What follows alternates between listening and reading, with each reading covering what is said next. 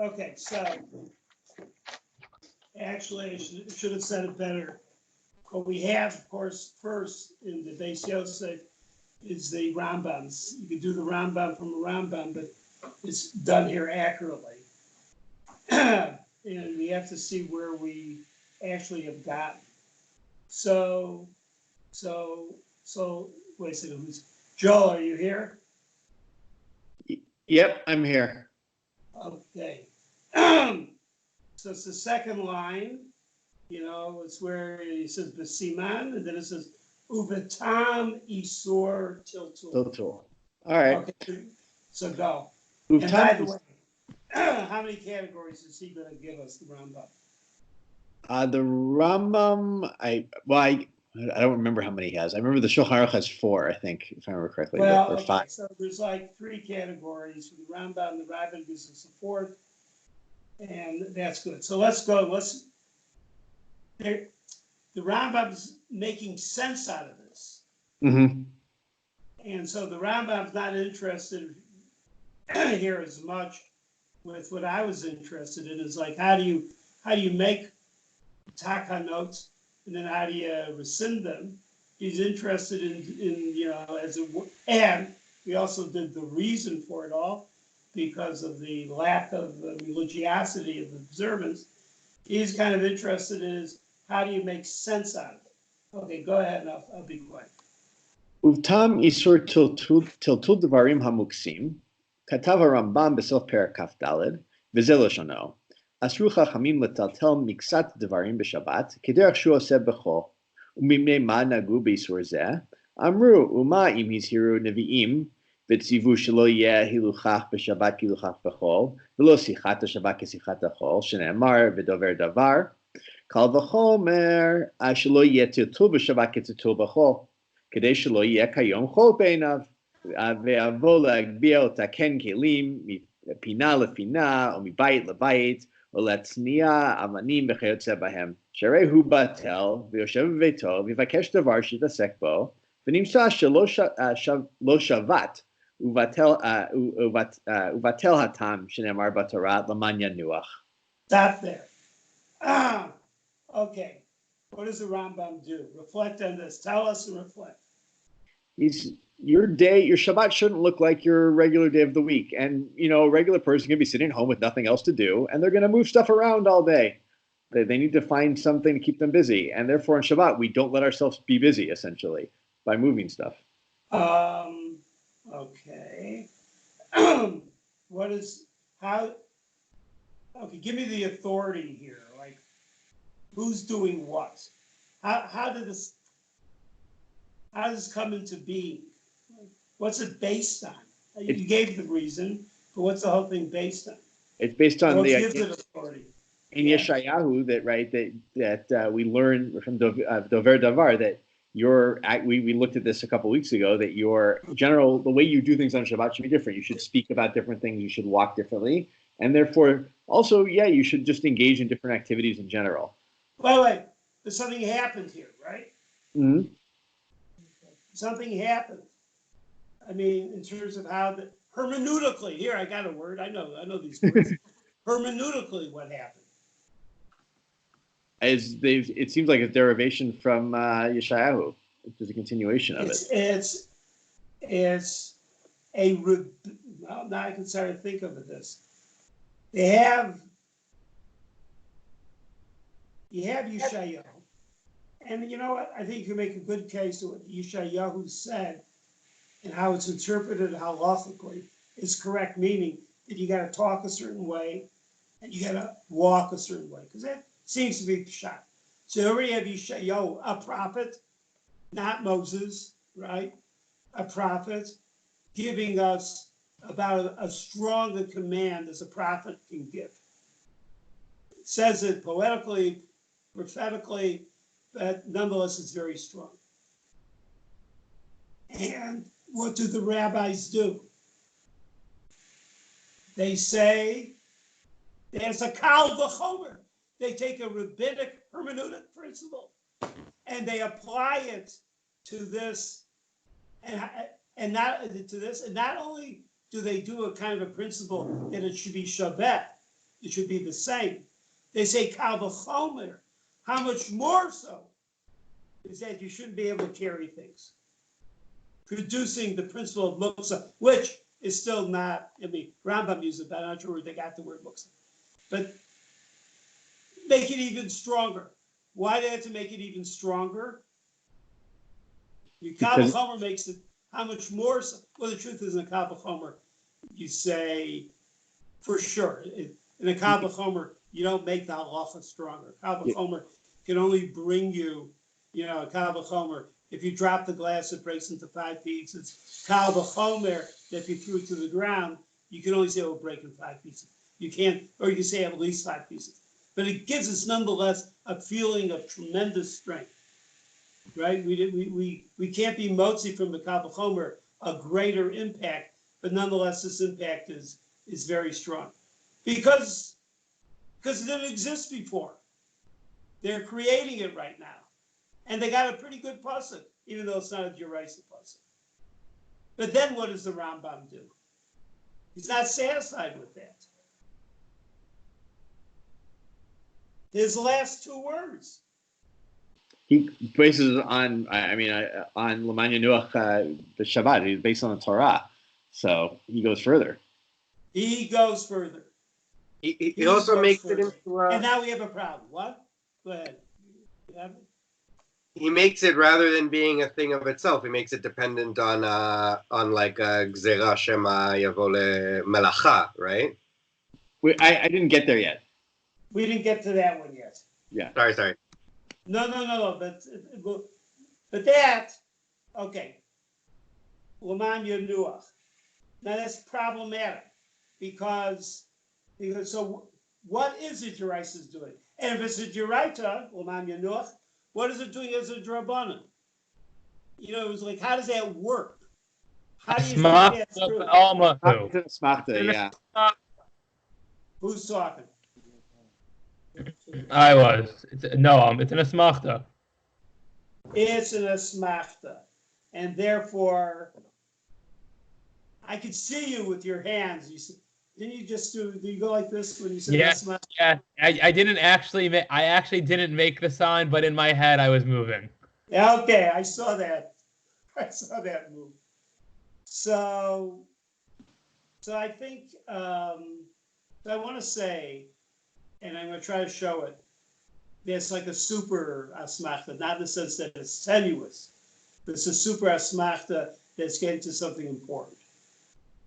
In other words, so I said what I want to say for a moment, and we'll come back to that.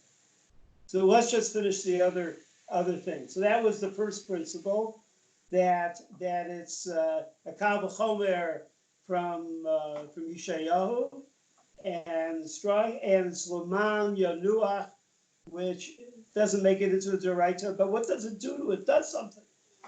That, and don't say it's just not there. And don't give me no, that's just there to, No, they want to play around with Sukkot. I'm going to prove to you that it's not true. The Ode, I know what you were thinking. what was that? Okay, go on. Okay. ועוד, כשיבקר לבטלטל כלים שמלאכתם איסור, אפשר שיתעסק בהם ויבוא לידי מלאכה. Right? It's also like you take, I don't know, what's a good example? You take your cell phone around on Shabbat. You're going to move it around, and they all have, do some sort of, make a call or move the thing around, something will. All right, so this is a classic what? What is this a classic? This is Siyag Torah. A classic Siyag is offense. Okay, got it. We don't want you doing Isur. Okay, 3. Now we're going to get to the next one. Vote.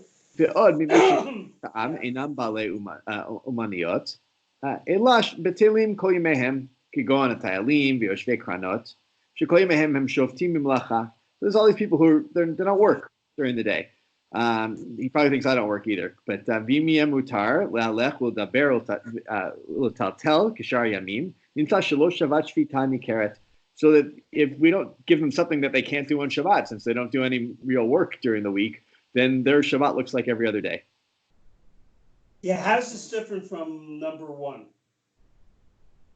I think number 1 is somebody who does do work during the week, but on Shabbat finds themselves nothing to do, and so is moving stuff around. We don't want them to do that either, right? And here's someone who during the week itself does nothing more than move stuff around. All right, it's a different demo, right? It's a different demographic. The first was demographic of normal, observant, busy people, and now they're resting on Shabbos. You don't want them to forget about Shabbos. And then we go to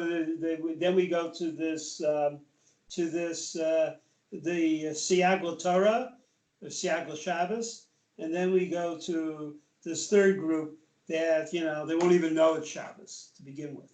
Okay, well, לפיכך, שפיטה בדברים אלו היא שפיטה שווה בכל אדם, ובימי דברים אלו נגעו באיסור הטלטול, ואסור שלא יטלטל אדם בשבת, אלא כלים הצריך להם כמו שהתבאר עד כאן לשנה. Okay, so I think where we should go now is to kind of discuss what I had brought up and not to forget about it, is to go to the Aruch HaShulchan. Okay? I sent you the Aruch HaShulchan. Now I got to find where it is. But the Aruch HaShulchan is bothered by these Dioraisas, Drabanans. So where are we? Hilchos Shabbos Shin Chet. Okay. Here? Yeah, after. Yeah, I'll find it for you. Somewhere here. I have to find out where it is.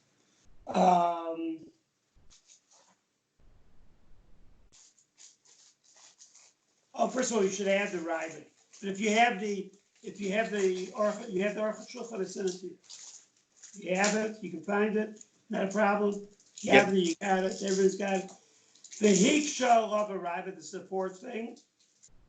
Right, the Goras of Furish, the Tiltul, Mukzeh, Nesrat, Isur, Hotzah, the Tiltul, Sorach, Hotzah. There's also another getter. Once you start monkeying around with it, not only might do an Isur with the item, but you might take the item outside, carry it around. Okay, fine. Now, and then later on, he gives more information in this. This is Aruch HaShulchan Bet. That's the first couple lines. And then in the fourth line, he says, V'od, Tanya, Grishona, etc. Right? Shlosha, Kelim, Nitzlim, Shabbos. And then dot, V'chule, V'chazru, Hitiru, V'chazru, Hitiru, V'chazru, V'chazru, Achum, or Kol, Kelim, Nitolim. We spent time on that. V'od, this is the point number 6. Does he mean Nehemiah ben Chakoyah, Nishnit Mishazu, Derishona, because Nation Zilzulu b'Shabbatot. Okay, they're Mizazel and Shabbos. Maybe you could move the bale of hay over. You hear me, Asher? Maybe that's not a Deraisa Isur. They're moving bales of hay because they want to move bales of hay, and they're being Mizazel Shabbos. Now we go to Gimel, and Gimel's really Gimel's really important. So let's see, 1 second. I'm sorry, Shani, I'm coming back to you. So do Gimel. ונראה לי, דדברי הרמב"ם צודקים ומוכרחים. דאיס לקדתך דתחילת גזירת מוקצות, התחילו בימי נחמיה, איך התירו וחזרו והתירו? האין בית דין יכול לבטל דברי הקודמים, עד שיהיו גדולים בחוכמה. ומניין, מהראשונים. ולא מסתבר שהאחרונים היו גדולים מהראשונים, וגם לא מסתבר שבימי נחמיה עצמו התירו וחזרו והתירו, ועוד בימי נחמיה היו הנביאים חגי, זכריה ומלאכי, וכשהם אסרו, מי יעז אחר כך להתיר מה שאסרו? הם, וגם עזר היה עמהם, ועוד מי הכריחם להתיר מה שאסרו, אלא ודאי עניין אחר הוא, וכך הוא הצעת הדברים. So he's starting up, right? He's saying, okay, we still don't know how to tell this story, right? How can anyone be mevatel what Nehemiah said? I kind of gave an answer because they knew the Taam.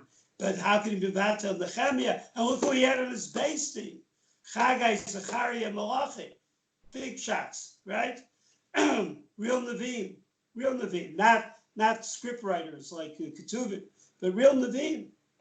And how can you be that? And if you can't say it happened during the time of Nehemiah, it doesn't make sense because it was a short period of time. So now we go to Dalet. Isaac, read Dalet. והנה, כבר באנו בריש סימן רש מ"ג, דשבותי שבת אינן דומות לכל איסורי דרבנן, והם מדאורייתא. כמדאורייתא. ודבר זה ביאר לנו הרמב"ם בריש פרק כ"ה, שכתב, שבערך כ"א, שכתב, נאמר בתורה תשבות, אפילו דברים שאינם מלאכה חייב לשבות מהם, ודברים הרבה הן שאסור חכמים משום שבות. So this is what we already illuminated in the beginning of Siman Reish Mem Gimel, what's that, 243, that the Isur of Shvut, the commandment of resting on Shabbos is not similar to any other of the rabbinical Isurim. And they are like a Doraita Isur. And this was illuminated to us by Maimonides in the beginning of the 21st chapter, who wrote there that in the Torah it says Tishbot, rest. Even things that are not necessarily malacha, a person must rest from them. And many things that the Chachamim made prohibited on Shabbos, they did because of this commandment to rest. ופרש המגיד משנה, שהתורה מסרה לחכמים, עיין שם ובמלכיתא ובתורת כהנים ובספרי, כמה פעמים נאמרה שבתון שבות. ולאל הסברנו הדבר בשם הרמב"ם ז"ל, דאי אפשר להיות כלל באופן אחר. דאם לא כן, אין כאן שבת. Oh, you gotta say this with feeling. דאם לא כן, אין כאן שבס. אין כאן Thank שבס. you for saying it finally right.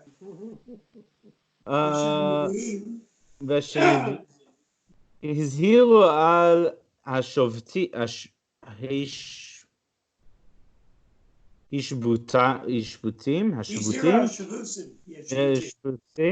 השבוסים, וקראו להם חילול שבס, עיין שם. חילול שבס. ובשעת מתן תורה ציוונו משה רבינו לכל שביתי שבת על פי השם, והתורה כללה בלשון תשבות, דבלא השבותים אין כאן שביתה כלל. וכל דברי הרמב"ם בפרקים אלו נמשכים אחרי הקדמת דבריו שבריש פרק כ"א, עד שכך ציוונו הקדוש ברוך הוא שאין אלו השבותים נכנסים במניין המלאכות, ואין חייבים עליהן סקילה וחטאת, אבל הקדוש ברוך הוא חייב אותנו לשמור על כל השבותים כאשר הם איתנו היום. Okay. Wow, what he does. There's a lot of different ways of talking about what he does. I'd like some comments. What is he doing? Basically, he's saying that Shabbos has to be Shabbos. And if you thought there were 39 melachot were a lot, the truth is that there's a lot of things that because of Shvut. And Shvut is what makes Shabbos Shabbos, and this thing of Shvut, the Torah says Tishbot, is actually halacha l'Moshe Sinai.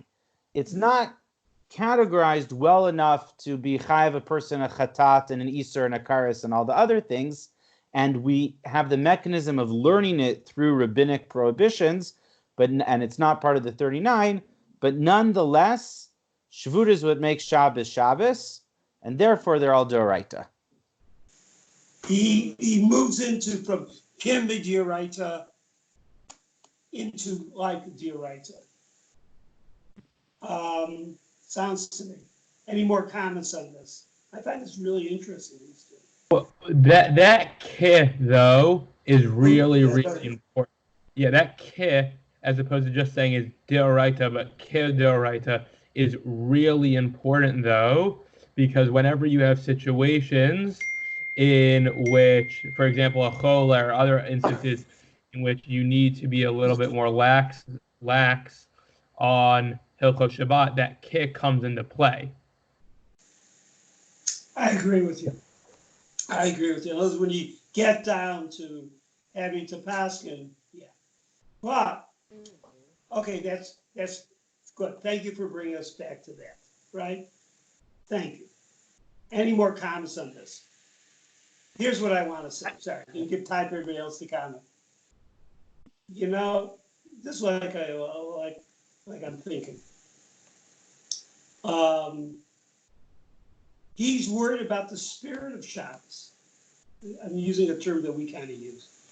He's worried about the spirit of Shabbos. He's worried about, is it going to feel like Shabbos? He's seeing this in the Rambam, and then he takes the Rambam and expands it. He's worried about Shabbos itself. He's worried about the fact that you will observe every malacha l'chumrah, and you still won't have Shabbos. You still won't have Shabbos. And therefore, that's one way of saying it. Another way of saying it is that if you want to go to the other line, this is the rabbinic God, D'oraita D'Rabbanan partnership. There seems to be built in a lacuna. How are you still going to make Shabbos? You kind of left this whole thing open, and you won't have Shabbos.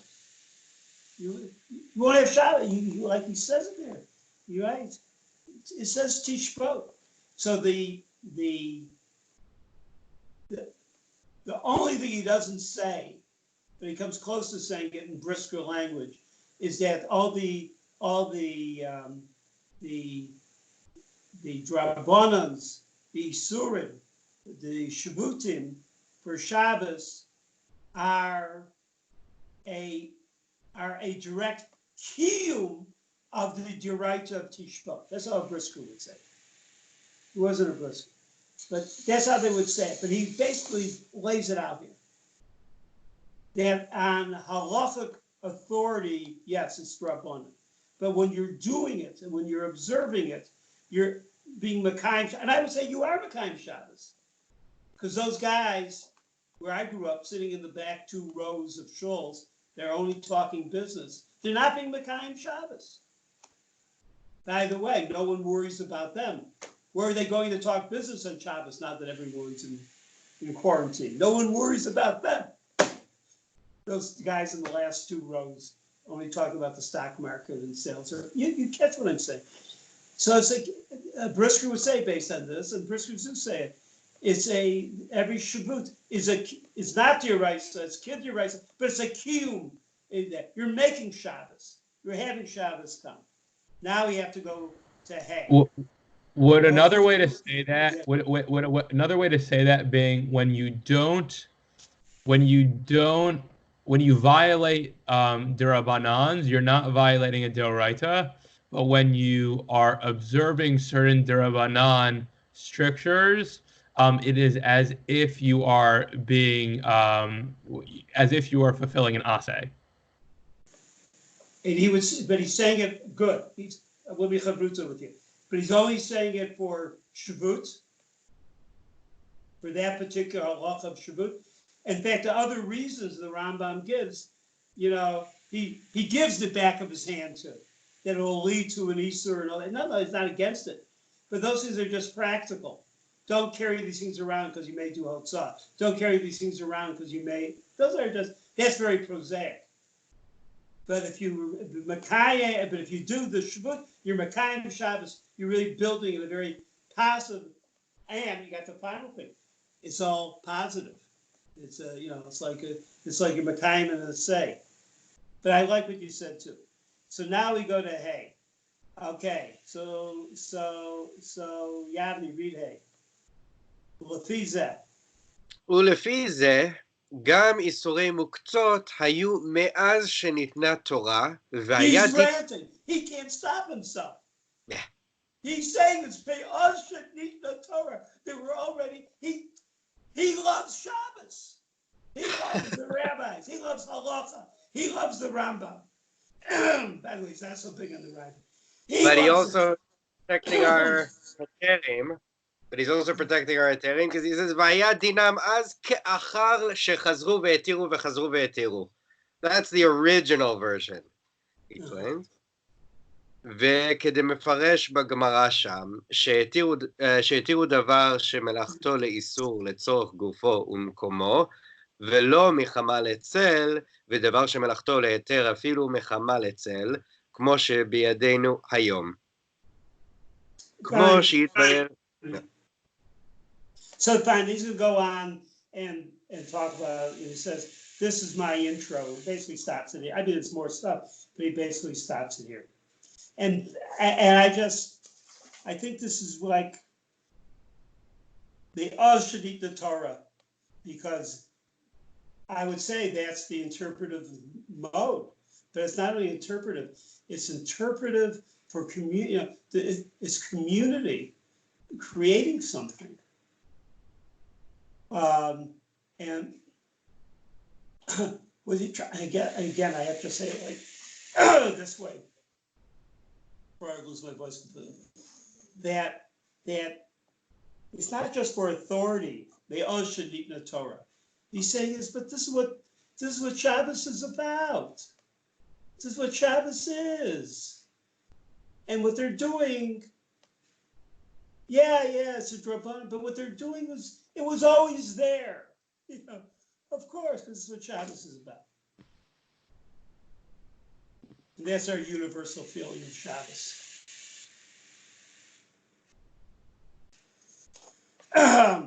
So I'm going to finish here, but I'll tell you one story. I don't know what's it about, but I just thought about it right now. So I was a head dorm counselor at Morgenstern Dormitory, Yeshiva University. It's a long time ago. And on a late Friday night, it was very hot. It was in June. It's unseasonably hot, very hot. And I got up in the middle of the night. I opened the window even further. I looked out. My friend Avi Terry was in the other dorm room. I had a bigger dorm room because I was the head of the dorm, and he was wearing a towel. He was a very muscular guy. He was a champion wrestler for yeshiva. And as we look outside, we were on the 8th floor. We look outside, we see 3 guys from the local gang enter into the yeshiva dormitory. So we both ran downstairs. And he took one stairwell, I took the other. And when I finally got to the bottom stairwell, I went faster than he. I saw the 3 guys were carrying off stuff from the yeshiva and starting a fire. And the only thing I could think to shout was, Shabbos! And they looked at me and continued to do what they were doing. But all of a sudden they looked at me with great fear and horror. And they ran out of the place fast. One guy went through a plate glass window. And I realized staying behind me was Avi, who lost his towel somewhere on the 4th floor. Very muscular guy, totally naked. And they ran off. But a Jew responds to these things by saying Shabbos. That's what I want to say. In any event, everyone should stay well. Anything comes up that I could be helpful with, let me know. Next week, Nachum and I will share it. We'll send some stuff out. But we're going to start from the first C theme of Hilchos Shabbos. I'm sorry, of Shinchet. So Yashrut to everyone. Be good. Take care. Shalom, shalom. Thank you. Thanks, Rav. Thank you.